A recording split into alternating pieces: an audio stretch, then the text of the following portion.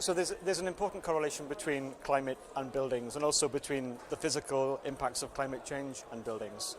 One of the fundamental reasons why buildings exist is to shield their occupants from extreme weather, from the rain, from the extreme cold, from the excessive heat.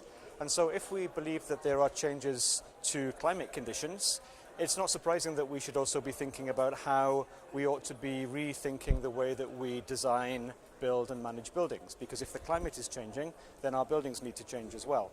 And we've seen from the other discussions today that we are seeing increases in the amount of greenhouse gas emissions.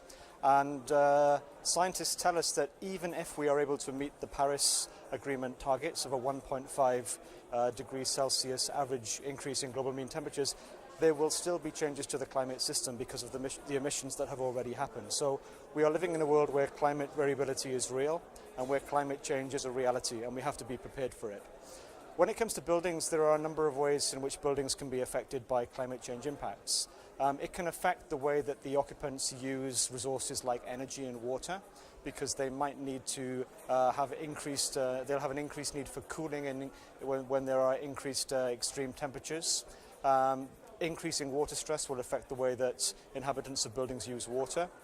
But there are also other kinds of impacts that affect the structure of buildings themselves, such as extreme weather events, such as floods, such as storms. And we've seen in just this summer very severe events in the Caribbean, in the United States, where the structure of buildings have been extremely badly affected, in many cases destroyed by extreme weather events. And then we have all of the infrastructure that's around a building. The roads, the water supplies, the electricity supplies, the drainage, all of that important infrastructure that's also needed to make a building able to cope with extreme weather events and which can be affected by climate change. So at the EBRD, we've been investing in climate resilience investments for about 6 years. We've so far signed about 175 climate resilience investments, total business volume of about 4.5 billion euros. About 80% of those investments have been in infrastructure. That's all kinds of infrastructure from energy, water, transport, but also buildings.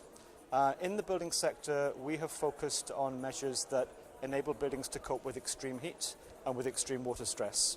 That's involved building in a whole range of technologies like low energy cooling, passive ventilation, ways of keeping a building cool that don't use any energy, also water efficiency, introducing water efficient fixtures and fittings, everything from taps and showers, but also flow control systems, meters, and smart technologies that enable buildings to use much less water. The real challenge now is how we go from having demonstration projects to mainstreaming these actions and these technologies across the market. And I think there are two ways in which that needs to be done. The first is by introducing codes and standards across the entire sector that give instructions and give standards to building building constructors or building owners on how they can be managing climate risks to buildings. We're seeing some of that happening in some countries. So, for example, in the United Kingdom, the Chartered Institute for Building Services Engineers has come up with guidance on how buildings should be designed today to take into account climate conditions expected tomorrow. And the other, I think, opportunity for mainstreaming these actions across the market is by working with local banks.